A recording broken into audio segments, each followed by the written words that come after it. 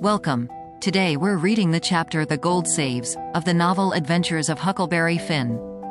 Now, sit tight and let's get into it. When they got aboard, the king went for me, and shook me by the collar, and says, "Trying to give us the slip, was ye, you pup? Tired of our company, hey?" I says, "No, your majesty. We won't, please don't, your majesty." "Quick, then, and tell us what was your idea, or I'll shake the insides out o' you." "Honest, I'll tell you everything just as it happened, your majesty. The man that had a holt of me was very good to me, and kept saying he had a boy about as big as me that died last year, and he was sorry to see a boy in such a dangerous fix. And when they was all took by surprise by finding the gold, and made a rush for the coffin, he lets go of me and whispers, 'Heal it now, or they'll hang ye, sure,' and I lit out. It didn't seem no good for me to stay, I couldn't do nothing, and I didn't want to be hung if I could get away. So I never stopped running till I found the canoe, and when I got here I told Jim to hurry, or they'd catch me and hang me yet, and said I was afeared you and the Duke wasn't alive now, and I was awful sorry, and so was Jim, and was awful glad when we see you coming. You may ask Jim if I didn't." Jim said it was so, and the king told him to shut up, and said, "Oh, yes, it's mighty likely," and shook me up again, and said he reckoned he'd drowned me. But the Duke says, "Lego the boy, you old idiot. Would you, done any different? Did you inquire around for him when you got loose? I don't remember it." So the king let go of me, and begun to cuss that town and everybody in it. But the Duke says, "You better a blame sight give yourself a good cussing, for you're the one that's entitled to it most. You hain't done a thing from the start that had any sense in it, except coming out so cool and cheeky with that imaginary blue arrow mark. That was bright, it was right down bully, and it was the thing that saved us.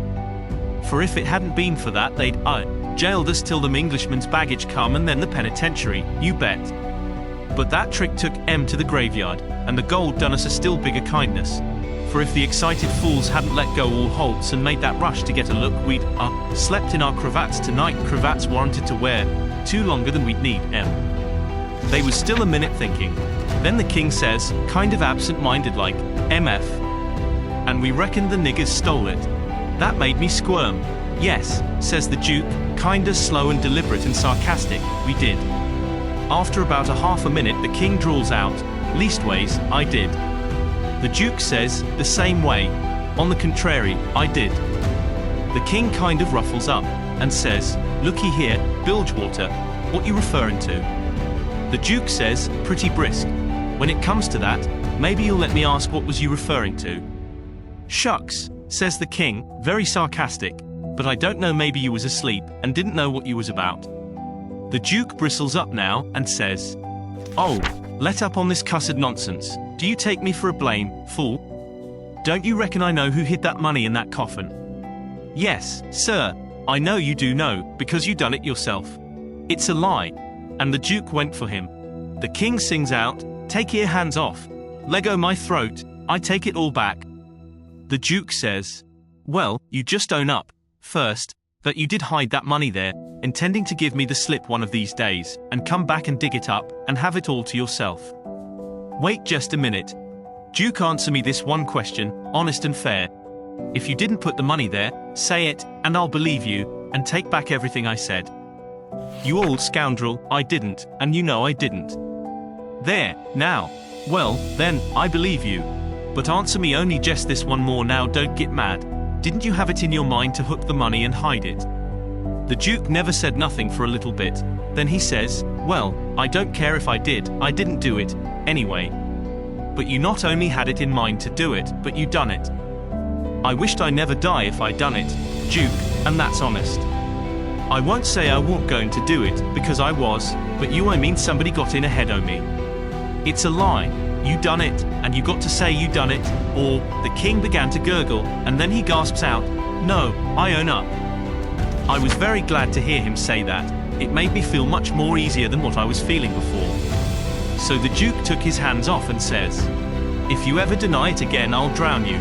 It's well for you to sit there and blubber like a baby, it's fitting for you, after the way you've acted. I never see such an old ostrich for wanting to gobble everything, and I ain't trusting you all the time, like you was my own father. You ought to been ashamed of yourself to stand by and hear it saddled onto a lot of poor niggers, and you never say a word for M. It makes me feel ridiculous to think I was soft enough to believe that rubbish. Cuss you, I can see now why you were so anxious to make up the deficit. You wanted to get what money I got out of the nonsuch and one thing or another and scoop it all. The king says, timid and still a snuffling. Why, Duke, it was you that said make up the deficit. It warn't me. Dry up, I don't want to hear no more out of you, says the Duke. And now you see what you got by it. They've got all their own money back, and all of ourn but a shekel or two besides. Glon to bed, and don't you deficit me no more deficits, long s you live. So the king sneaked into the wigwam and took to his bottle for comfort, and before long the Duke tackled his bottle. And so in about a half an hour they was as thick as thieves again, and the tighter they got the lovinger they got, and went off a-snoring in each other's arms. They both got powerful mellow, but I noticed the king didn't get mellow enough to forget to remember to not deny about hiding the money bag again. That made me feel easy and satisfied. Of course, when they got to snoring we had a long gabble, and I told Jim everything. Did you enjoy today's chapter of Adventures of Huckleberry Finn? Why not subscribe and ring the bell?